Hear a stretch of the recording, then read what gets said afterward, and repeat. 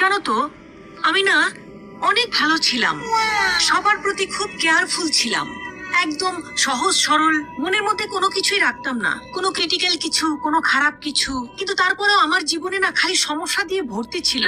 আমি বুঝতে পারছিলাম না যে আমার সমস্যাটা হচ্ছে কোথায়, কেন সবার মধ্যে আমি ভালো হতে পারছিলাম না।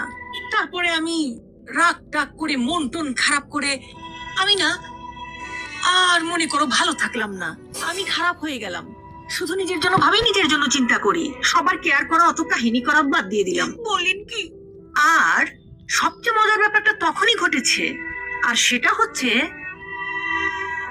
আমি খারাপ হওয়ার পর বুঝছি যত সমস্যা এই ভালো হওয়ার কারণে হচ্ছিল। কি করে আজব তো।